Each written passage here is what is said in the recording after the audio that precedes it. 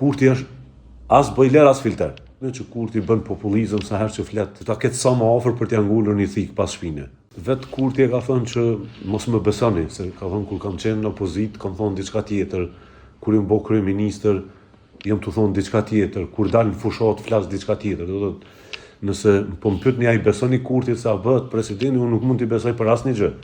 Njeriu i demarkacionit, privatizimit, fondit sovran, bankës zhvillimore,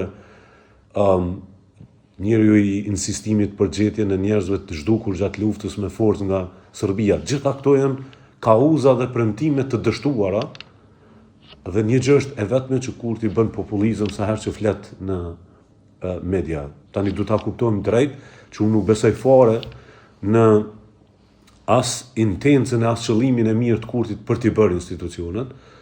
Unë mendoj që e mban afër Vjosa Osmanin ose e ka rikthyer afër pas një përplasje që ta ketë sa më afër për t'ia ngulur një thik pas shpine. Do të thik pas shpine Vjosa do e merr herët avon prej Kurtit në kundërshtinë dhe formën e veprimit ndaj kundërshtarëve politik, dhe gjithashtu për 5 vite një gjë që e ka dëshmuar është që nuk është interesuar qeverisë. Sot jemi në kolaps energjetik, jemi në terr të plot përkundër gjitha paralajmërimeve që kemi bë, dhe asnjëherë nuk ka dhënë përgjigje. Përpara thonte do i bëjmë bojlerat e mandej filterat, tash nuk janë as bojlerat as filterat. Kurti është as bojler as filter. Domethënë ne kemi rrinë në pikën kur duhet të presim me padurim nëse po të ndodh një gjë e mirë në konsolidimin e institucioneve.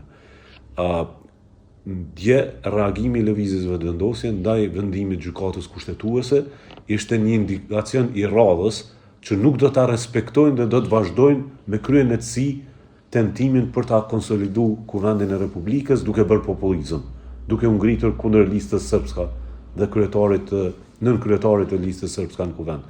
Kjo për mua do të thotë që Kurti është duke bler kohë për ta sjellë Kosovën në një krizë kushtetuese, sepse 2 gjykatës të gjykatës kushtetuese ju mbaron mandati, në një krizë financiare për shkak se pa Kuvend nuk kemi buxhet, dhe në një krizë presidenciale kushtetuese për shkak se do të jetë shumë e vështirë se si do dalim nga kjo situatë kur i mbaron mandati presidentës Osmani, e që në ora 12 me 4 mars ne duhet të kemi president të ri ose duhet të shkojmë në zgjedhje. Ka të pa ditura e të panjohura, siç kanë qenë këto 5 vitet e fundit qeverisjes Kurti.